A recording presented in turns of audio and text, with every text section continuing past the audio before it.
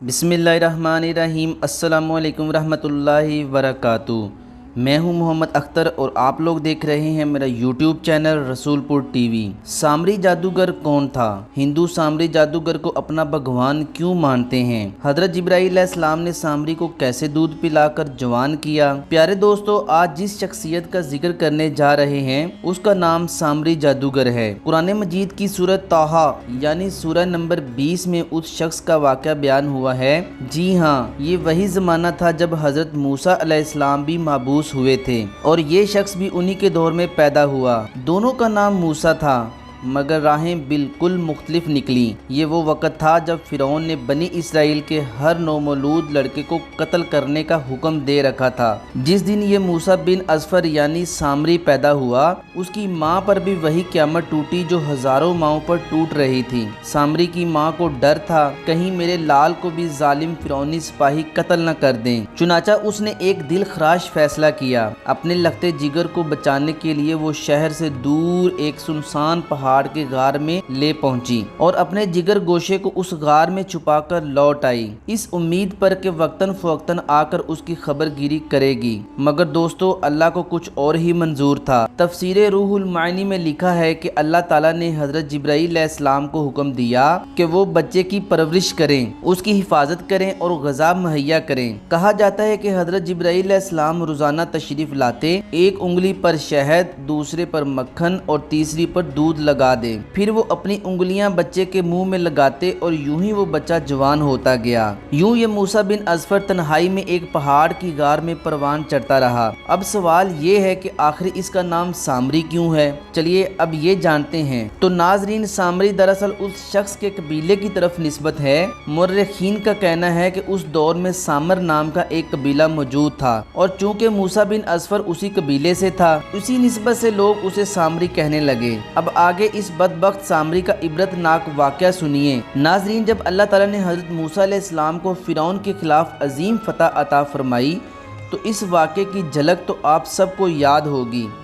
اللہ تعالیٰ نے موسیٰ علیہ السلام کو وحی بھیجی کہ فلاں دن اپنی قوم کو لے کر فلاں سمندر کے پاس چلے جاؤ۔ آپ نے اپنی قوم کو یہ پیغام پہنچایا اور قوم والوں نے ایک ہیلہ یہ اختیار کیا کہ جتنے فرعونی لوگ شہر میں موجود تھے ان کے گھروں میں جا کر ان سے زیورات ادھار لیے۔ یہ بنی اسرائیلی عورتیں وہاں جا کر یہ کہتی کہ ہم نے دور ایک فنکشن پر 3 دن کے لیے جانا ہے، اگر آپ ہمیں اپنے قیمتی زیورات عطا کر دیں تو واپس آ کر ہم آپ کی امانت آپ کو واپس کر دیں گے۔ یوں ان خواتین نے فرعونیوں سے بڑی تعداد میں سونا، چاندی اور قیمتی جوہرات حاصل کر لیے اور پھر اللہ کے حکم کے مطابق وہ سب حضرات موسیٰ علیہ السلام کے ساتھ سمندر کی طرف روانہ ہو گئے۔ جب وہ وہاں پہنچے تو اللہ نے اپنی قدرت سے سمندر میں ایک راستہ بنا دیا، ایسا راستہ جو صرف ایمان والوں کے لیے تھا۔ حضرت موسیٰ علیہ السلام اور ان کے پیروکار سلامتی سے پار چلے گئے، مگر فرعون اور اس کا پورا لشکر اسی راستے پر آیا اور وہ سب کے سب سمندر میں ڈوب کر ہلاک ہو گئے۔ یوں فرعون اور اس کی ظالم حکومت ہمیشہ کے لیے ختم ہو گئی اور جن زیورات اور قیمتی چیزوں کو بنی اسرائیل ساتھ لائے تھے ان کے مالک یعنی فرعونی اب دنیا میں باقی نہ رہے تھے۔ اب وہ امانتیں کس کو واپس کی جاتی؟ ساری قوم حیران تھی کہ ان قیمتی چیزوں کا کیا کیا جائے۔ یہیں پر وہ سامری جادوگر دوبارہ منظر عام پر آتا ہے۔ سامری کو سونے چاندی کو پگھلا کر نئی شکل دینے کی مہارت حاصل تھی۔ اس نے بنی اسرائیل سے کہا،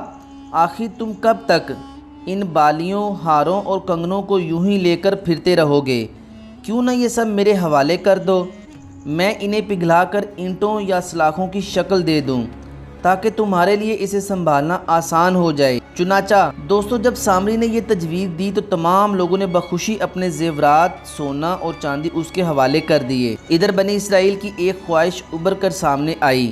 وہ حضرت موسیٰ علیہ السلام سے کہنے لگے کہ یا نبی اللہ، پہلے تو ہم فرعون کے قوانین کے تابع تھے لیکن اب ہم آزاد ہو چکے ہیں، تو ہمیں اللہ کی طرف سے کوئی کتاب دی جائے، ایسا نظام دیا جائے جس پر ہم عمل کر سکیں۔ ان کی یہ بات سن کر اللہ تعالیٰ نے حضرت جبرائیل علیہ السلام کو بھیجا۔ انہوں نے حضرت موسیٰ علیہ السلام کو پیغام دیا کہ آپ کوہ طور پر تشریف لے جائیں، وہاں آپ کو تورات عطا کی جائے گی، ایسی ہدایت بھری کتاب جس پر عمل کر کے آپ کی قوم دنیا اور آخرت دونوں میں کامیاب ہو جائے گی۔ حضرت موسیٰ علیہ السلام قوم کو پیچھے چھوڑ کر کوہ طور کی طرف روانہ ہو گئے۔ اور دوستو ادھر راز کھلنے والا تھا۔ حضرت جبرائیل علیہ السلام زمین پر تشریف لائے تو سامری جادوگر جو پہلے بھی جبرائیل کو پہچانتا تھا ان کے گھوڑے کے قدموں کے نشان پر نظر رکھنے لگا۔ اسے معلوم تھا کہ یہ مخلوق معمولی نہیں، یہ اللہ کے بڑے عظیم فرشتے ہیں۔ سامری نے دیکھا کہ جہاں جہاں جبرائیل کے گھوڑے کا قدم پڑتا وہاں فوری طور پر سبز گھاس اگاتی۔ یہ منظر دیکھ کر سامری حیران بھی ہوا اور خبردار بھی۔ اس نے خاموشی سے وہ مٹی اٹھا لی جو جبرائیل کے گھوڑے کے قدموں سے چھو کر گزری تھی۔ یہ مٹی عام نہیں تھی، یہ زندہ مٹی تھی۔ اس سے آواز آتی تھی، حرکت ہوتی تھی۔ اسی مٹی کو سامری نے ایک تھیلے میں رکھ لیا اور تھیلے میں وہ بھی مٹی مسلسل ہلتی رہی،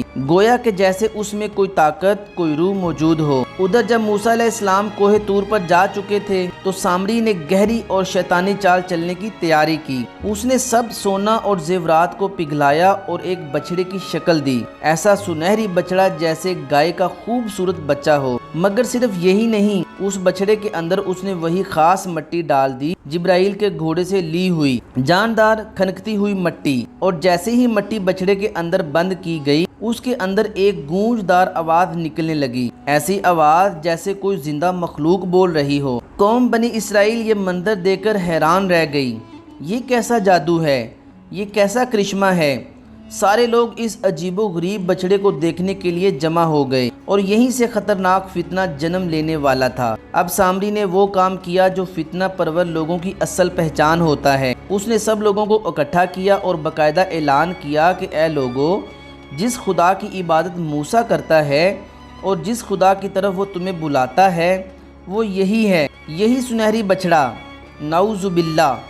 اب ذرا سوچئے کہ وہی بنی اسرائیل تھے جو کچھ عرصہ پہلے گائے کی پوجا سے توبہ کر چکے تھے اور توحید کا دامن تھام چکے تھے، مگر جب انہوں نے دیکھا کہ ایک بچڑا خالص سونے کا انتہائی حسین اور اس کے اندر آوازیں بھی نکل رہی ہیں تو جہالت اور کمزور ایمان والے لوگ اس فتنے میں بہک گئے اور وہ بچڑے کو سجدہ کرنے لگے۔ ادھر 40 دن گزرے اور حضرت موسیٰ علیہ السلام اللہ سے ہم کلام ہو کر ہاتھوں میں تورات لیے واپس بستی میں تشریف لائے، مگر جو منظر انہوں نے دیکھا وہ ناقابل یقین تھا۔ قوم جسے وہ اللہ کی توحید کی طرف لے کر آئے تھے اب دوبارہ شرک کی گہرائیوں میں جا چکی تھی اور ایک بے جان بچڑے کے آگے جھک رہی تھی۔ حضرت موسیٰ علیہ السلام پر غضب و جلال طاری ہو گیا۔ غصے میں آگ بگولا ہو کر انہوں نے اپنے بھائی ہارون علیہ السلام کی داڑھی اور سر کے بال پکڑ لیے اور انہیں جھنجھوڑتے ہوئے فرمایا، تم نے انہیں روکا کیوں نہیں؟ یہ گمراہی میں کیسے چلے گئے؟ حضرت ہارون علیہ السلام نے بڑی عاجزی سے عرض کیا جیسا کہ قرآن مجید میں آیا ہے، اے میرے بھائی، قوم نے مجھے کمزور سمجھا اور قریب تھا کہ وہ مجھے مار ڈالتے، تو آپ دشمنوں کو مجھ پر ہنسنے کا موقع نہ دیں اور مجھے ظالموں میں شامل نہ کریں۔ حضرت موسیٰ علیہ السلام نے جب یہ سنا تو ان کا غصہ ٹھنڈا پڑ گیا اور انہوں نے اپنے بھائی کے لیے رحمت اور مغفرت کی دعا مانگی۔ پھر انہوں نے وہی سنہری بچڑا اٹھایا اور اسے توڑا، پھر جلا کر راکھ بنا دیا اور اس کی راکھ کو دریا میں بہا دیا تاکہ فتنے کی کوئی بات یاد نہ بچے۔ اس واقعے کے بعد حضرت موسیٰ علیہ السلام نے تحقیق کا آغاز کیا کہ یہ سنہری بچڑا کس نے بنایا، کس کو قوم نے دوبارہ شرک میں مبتلا کیا۔ چند ہی دنوں میں معاملہ واضح ہو گیا۔ لوگوں نے بتایا کہ یہ سب کچھ سامری جادوگر کا کیا دھرا ہے۔ اسی نے سونا پگھلا کر بچڑے کی شکل دی اور اسی نے بچڑے میں ایسی مٹی ڈالی جس سے آوازیں نکلنے لگیں۔ حضرت موسیٰ علیہ السلام نے فوراً قوم کے سامنے سامری کو بلوایا۔ جب وہ آیا تو آپ نے سخت لہجے میں سوال کیا، بتائیں یہ بچڑا کیا تھا، یہ کیا شرارت تھی؟ اب سامری نبی کے سامنے جھوٹ بولنے کی ہمت نہ کر سکا۔ اس نے صاف الفاظ میں پوری حقیقت بیان کر دی۔ اس نے کہا، جب میں نے دیکھا کہ جبرائیل علیہ السلام کے گھوڑے کے قدم جہاں بھی پڑتے تھے وہاں پلک جھپکتے گھاس اگاتی تو مجھے احساس ہوا یہ مٹی نہیں، اس میں کوئی خاص تاثیر ہے۔ میں نے وہ مٹی اٹھا لی، اپنے تھیلے میں بھر لی۔ پھر جب لوگوں نے مجھے سونا دیا تو میں نے بچڑا تیار کیا اور اس کے اندر وہی مٹی ڈال دی۔ پھر وہ مٹی بچڑے کے اندر کھنکنے لگی اور آواز آنے لگی۔ لوگ سمجھنے لگے کہ بچڑا زندہ ہے اور انہوں نے اسے سجدہ شروع کر دیا۔ یہ سن کر حضرت موسیٰ علیہ السلام کا غصہ آسمان کو چھونے لگا۔ آپ نے فرمایا کہ اے سامری، اب دفع ہو جا، آج کے بعد تو اس قوم میں نظر نہ آئے۔ اور پھر آپ نے سامری پر اللہ کی طرف سے ایک خاص سزا سنائی کہ تیرے شر تیرے جادو اور تیرے گمراہ کن عمل کی نحوست یہ ہوگی کہ آج کے بعد اگر تو کسی انسان کو ہاتھ لگائے گا تو وہ بیمار ہو جائے گا، اور اگر کوئی تجھے چھو لے تو اس کی صحت بگڑ جائے گی۔ پھر حقیقتاً ایسا ہی ہوا۔ سامری ایک نفرین زدہ انسان بن گیا، شہر میں رہنا ناممکن ہو گیا، لوگ اس سے کترانے لگے اور ڈرنے لگے۔ وہ خود چیخ چیخ کر کہتا تھا مجھے مت چھونا ورنہ نقصان ہوگا۔ آخر کار وہ شخص جو لوگوں کو جادو سے قابو میں لاتا تھا خود جنگلوں میں تنہا، لاوارث اور لعنت زدہ زندگی گزارنے پر مجبور ہو گیا۔ کسی نے اس کا جنازہ نہ پڑھا، کسی نے اسے یاد نہ رکھا، اور یوں وہ دنیا کے لیے عبرت بن کر رخصت ہو گیا۔ تو دوستو یہ سارا واقعہ ہمیں دو چیزوں کی تباہ کن نحوست کی یاد دہانی کرواتا ہے۔ پہلی، جادو جو نہ صرف خود گمراہی ہے بلکہ دوسروں کو بھی آندھیوں میں دھکیل دیتا ہے۔ ایسا عمل جس میں لوگ شرک میں پڑ جائیں اللہ کی نگاہ میں انتہائی غلیظ اور سنگین جرم ہے، اور اس کی سزا بھی نہایت سخت ہوتی ہے۔ اور دوسری، جب کوئی شخص ایسا گناہ کرتا ہے جس کی وجہ سے دوسرے بھی اس گناہ میں مبتلا ہو جائیں تو وہ صرف اپنی خطا کا نہیں بلکہ دوسروں کے گناہ کا بوجھ بھی اپنے سر لے لیتا ہے۔ ایسے لوگ جو نہ صرف خود برائی کرتے ہیں بلکہ دوسروں کو بھی اس کی طرف دھکیلتے ہیں، ان پر اللہ کا عذاب آتا ہے۔ یہی سامری کا انجام تھا، عبرت کا نشان، عزت سے ذلت تک کا سفر اور سونے سے بیماری تک کا انجام۔ پیارے دوستو، آپ نے اس پوری ویڈیو میں جانا کہ سامری کو حضرت جبرائیل علیہ السلام نے اپنے ہاتھوں سے پالا اور موسیٰ علیہ السلام کی پرورش خود فرعون کے محل میں ہوئی تھی۔ مگر دیکھو تو کیسی عجیب بات ہے، فرعون کے گھر میں پلنے والا موسیٰ اللہ کا نبی بن گیا، اور جبرائیل علیہ السلام کے زیر سایہ پلنے والا موسیٰ سامری کافر، گمراہ اور فتنہ پرور نکلا۔ اسی پر ایک عارف کا بہت گہرا جملہ یاد آتا ہے، جب کسی شخص کی قسمت میں سعادت نہ ہو تو چاہے اس کی پرورش فرشتے ہی کیوں نہ کریں، آخر کار نامراد ہی رہتا ہے۔ دیکھ لیجئے سامری جسے حضرت جبرائیل علیہ السلام جیسے جلیل القدر فرشتے نے پالا، مگر وہ ازلی بدبخت نکلا، اور اسی بدبختی نے اسے کفر کی گہرائیوں میں دھکیل دیا۔ اور دوسری طرف حضرت موسیٰ علیہ السلام جنہیں بدترین کافر یعنی فرعون نے پالا، ولی نیک بخت تھے اور اللہ کے عظیم رسول بنے۔ تو اصل بات پرورش کی نہیں ہوتی، اصل بات دل کی ہے، نیت کی ہے، تقدیر کی لکیر کی ہے۔ معزز خواتین و حضرات، آپ کو یہ جان کر حیرت ہوگی کہ آج بھی ہندو سامری جادوگر کو اپنا بھگوان مانتے ہیں۔ جی ہاں، وہی سامری جس نے حضرت موسیٰ علیہ السلام کی غیر موجودگی میں بنی اسرائیل کو بہکا کر بچڑے کی پوجا کروائی۔ لیکن سوال یہ ہے کہ آخر ہندو اسے بھگوان کیوں مانتے ہیں؟ اس کی بڑی وجہ ہے گائے، وہ بولنے والا مجسمہ جو سامری نے بنایا تھا۔ اس بچڑے کے مجسمے نے آواز نکالی اور اس حیرت انگیز منظر کو دیکھ کر لوگ یہ سمجھ بیٹھے کہ کوئی الہی معجزہ ہے۔ یاد رکھیے، یہ سانپ دکھانا بھی ایک جادو تھا، ایک چال تھی جس نے لوگوں کی آنکھوں پر پردے ڈال دیے۔ لیکن آج بھی کچھ قومیں اس جھوٹ کو سچ مان کر سامری کو الہی شخصیت سمجھتی ہیں۔ آپ ذرا رکیے اور سوچئے، گائے کی پوجا صرف آج کی بات نہیں بلکہ ہزاروں سال پرانی بدعت ہے۔ قدیم مصر میں بھی لوگ گائے اور بچڑے کی عبادت کیا کرتے تھے اور ان جانوروں کو مقدس سمجھتے تھے، ان کے سامنے جھکتے اور ان سے برکت مانگا کرتے تھے۔ آج کا ہندوستان بھی اسی سوچ کا وارث ہے۔ ہندو مذہب میں گائے کو گاؤ ماتا کہا جاتا ہے، یعنی ماں کا درجہ دینے والی گائے۔ اور جب ہم ان کے گروؤں کی بات سنتے ہیں تو وہ کہتے ہیں کہ ہماری وہ ماں جس نے ہمیں جنا صرف 2 سال دودھ پلاتی ہے، لیکن گائے ماتا ہمیں ساری زندگی دودھ پلاتی ہے۔ ہماری ماں ہم سے خدمت کا بدلہ مانگتی ہے، لیکن گائے کچھ نہیں مانگتی، صرف چارہ مانگتی ہے۔ اس لیے گاؤ ماتا ہماری اصلی ماں سے بھی افضل ہے۔ ناظرین، یہ بات کوئی عام آدمی نہیں کہہ رہے، بلکہ یہ الفاظ ایک بڑے ہندو گروہ کے ایک مذہبی پیشوا کے ہیں جس کو لاکھوں لوگ فالو کرتے ہیں۔ لیکن آئیے ذرا عقل و فہم کے دائرے میں آ کر سوچتے ہیں کہ کیا صرف اس بنیاد پر کسی مخلوق کو ماں مقدس یا معبود بنایا جا سکتا ہے کہ وہ دودھ دیتی ہے؟ اگر دودھ دینا معیار ہے تو بھینس، بکری، اونٹنی، حتیٰ کہ پرندے بھی دودھ دیتے ہیں، کیا ان کو بھی بھگوان بنا لینا چاہیے؟ نہیں ناظرین، یہ صرف ایک عقلی غلطی ہی نہیں بلکہ ایک سنگین گمراہی ہے۔ دودھ پلانا، انسانوں کو فائدہ دینا، یہ سب اللہ کی پیدا کردہ فطرت ہے۔ اصل خالق اور رازق وہی ہے، اللہ سب کو پیدا کرنے والا ہے۔ پیارے سامعین، اسلام ہمیں سکھاتا ہے کہ نعمت کا شکر نعمت دینے والے کا ادا کیا جائے، نہ کہ خود نعمت کو پوجا جائے گا۔ گائے ہو یا سورج، دریا ہو یا درخت، یہ سب مخلوق ہیں اور مخلوق کبھی بھی خالق کی جگہ نہیں لے سکتی۔ تو ناظرین آپ خود ہی انصاف کریں کہ کیا گائے واقعی اتنی مقدس ہے کہ اس کے آگے ہاتھ جوڑ دیے جائیں؟ کیا صرف اسی لیے کہ وہ دودھ دیتی ہے اسے ماں کہا جائے؟ تو پھر سوال یہ بنتا ہے کہ بھینس جو گائے سے کئی گنا زیادہ دودھ دیتی ہے، اس کا مقام کہاں ہے؟ کیا کسی نے اسے ماں کا درجہ دیا؟ کیا اس کے ذبح پر کبھی شور مچایا؟ نہیں، کیونکہ یہ منطق نہیں بلکہ اندھی عقیدت اور پرانے شرک کا تسلسل ہے۔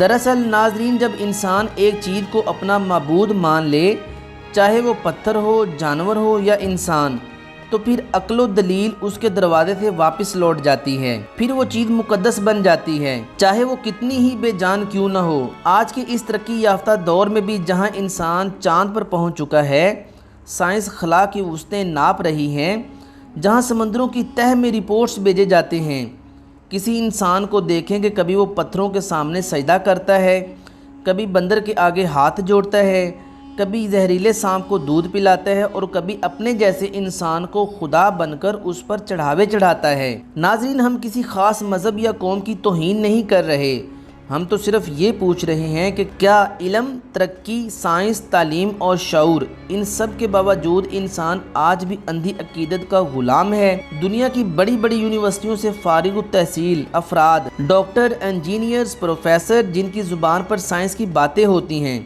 وہ بھی جب اپنی روایتی عقیدے کی بات آتی ہے تو پتھر کے آگے ماتھا ٹیکنے میں شرم محسوس نہیں کرتے۔ اور حیرت تو یہ ہے کہ ناظرین یہ شرک، جہالت کی بد عقیدگیاں صرف برصغیر یا افریقہ میں نہیں، اب تو یورپ جیسے مہذب معاشرے میں بھی شیطان پرست پیدا ہو چکے ہیں۔ جی ہاں، ایسے لوگ جو خود کو عباد الشیاطین یعنی شیطان کے بندے کہتے ہیں، جو کھلے عام شیطان کو سجدہ کرتے ہیں اور جو نوجوان نسل کو حرام اور ہر ناجائز، ہر فحش اور ہر غلط راستے کی طرف بلاتے ہیں۔ یہ لوگ کہتے ہیں کہ جو دل کرے وہی صحیح ہے اور کوئی خدا، کوئی قانون، کوئی پابندی نہ ہو۔ ناظرین یہ ہے آج کی انسانیت کی بدترین گمراہی، جہاں نہ خدا کی پہچان رہی، عقل کی روشنی، بس خواہشات، رسمیں اور اندھی عقیدت کا اندھیرا ہے۔ اور جہاں تک سامری کا تعلق ہے تو وہ کوئی عام آدمی نہیں تھا، وہ ایک ایسا چالاک جادوگر تھا جس نے صرف ہاتھ کی صفائی نہیں دکھائی بلکہ پوری قوم کے عقیدے کو ہلا ڈالا۔ وہ جادوگر جب موسیٰ علیہ السلام کے بعد لوگوں کو اللہ کے راستے سے ہٹا کر شرک کی گہرائی میں دھکیلنے لگا، اس نے جادو اور فریب سے ایک ایسا سنہرا بچڑا بنایا جو بولنے کی آواز نکالتا تھا۔ لوگوں کو لگا جیسے وہ واقعی خدا ہے، انہوں نے بچڑے کے سامنے سجدہ کرنا شروع کر دیا۔ لیکن ناظرین اس بات کو پلے باندھ لیں کہ جادو کبھی بھی حق نہیں ہوتا، اور جو جادوگر ہوتا ہے وہ کبھی بھی راہبر نہیں بن سکتا۔ جادوگر لوگ بظاہر کچھ حیران کن کام کر کے لوگوں کو دھوکہ دیتے ہیں، انہیں لگتا ہے کہ ان کے اندر کوئی روحانی طاقت ہے، لیکن اصل میں وہ صرف شیطانی چالوں کا استعمال کر رہے ہوتے ہیں۔ یہ وہ لوگ ہوتے ہیں جو خود بھی گمراہ ہوتے ہیں اور دوسروں کو بھی گمراہی کی طرف لے جاتے ہیں۔ سامری کی کہانی آج صرف ایک پرانا واقعہ نہیں بلکہ ایک سبق ہے، اور اس انسان کے لیے جو آنکھیں بند کر کے کسی کو روحانی پیشوا مان لیتا ہے، چاہے وہ انسان ہو، گرو ہو یا کوئی بابا۔ ناظرین اگر کوئی شخص اللہ کے نبی کے راستے سے ہٹ کر جادو، شرک یا مخلوق پرستی کی طرف بلائے تو وہ چاہے کتنا ہی طاقتور کیوں نہ ہو جائے، وہ ہدایت کا نہیں گمراہی کا راستہ دکھا رہا ہے۔ اسلام ہمیں سکھاتا ہے کہ جو بات دلیل، عقل اور وحی سے نہ ٹکرائے وہ فریب ہے اور شیطان کا دھوکہ ہے۔ ہماری دعا ہے کہ اللہ ہمیں ہر قسم کے شرک، فریب اور گمراہی سے محفوظ فرمائے، ہمیں سچ اور جھوٹ میں فرق کی بصیرت عطا فرمائے، ہمیں ان لوگوں کی چالوں سے بچا لے جو ہمیں اللہ کے راستے سے ہٹا کر بت پرستی، جادوگری اور گمراہی کی طرف بلاتے ہیں۔ یا اللہ ہمیں صرف اور صرف تیرے لیے جینے اور تیرے لیے ہی سجدہ کرنے والا بنا دے، ہمیں علم بھی عطا فرما اور عمل کی توفیق بھی دے دے، اور ہمارے دل کو توحید کے نور سے منور کر دے۔ آمین یا رب العالمین۔ کمنٹ سیکشن میں اپنی رائے کا اظہار ضرور کیجیے گا، آپ کی رائے ہمیں آئندہ مزید بہتر مواد پیش کرنے میں مدد دیتی ہے۔ پیارے دوستو، اگر آپ چاہتے ہیں کہ یہ سچ زیادہ سے زیادہ لوگوں تک پہنچے تو اس ویڈیو کو شیئر ضرور کیجیے گا۔ یہ تھی ہماری آج کی ویڈیو، ہم امید کرتے ہیں کہ آپ کو ہماری آج کی یہ ویڈیو ضرور پسند آئی ہوگی۔ اگر آپ کو ہماری آج کی یہ ویڈیو پسند آئی ہے تو آپ سے گزارش کرتے ہیں کہ آپ ہمارے چینل کو ضرور سبسکرائب کر لیں اور ساتھ ہی لگے بیل کے بٹن کو بھی پریس کر لیں تاکہ آپ کے پاس ہماری آنے والی مزید معلوماتی ویڈیوز کا نوٹیفیکیشن بر وقت ملتا رہے۔ سبسکرائب کے ساتھ ساتھ ہماری ویڈیوز کو لائک بھی کریں اور اپنی قیمتی رائے کا اظہار کمنٹس میں ضرور کریں۔ کمنٹس میں آپ اپنے سوالات بھی ہم تک پہنچا سکتے ہیں۔ اللہ تعالیٰ آپ کو اپنے حفظ و ایمان میں رکھے، آمین۔ اگلی ویڈیو تک کے لیے اجازت دیجیے، خدا حافظ۔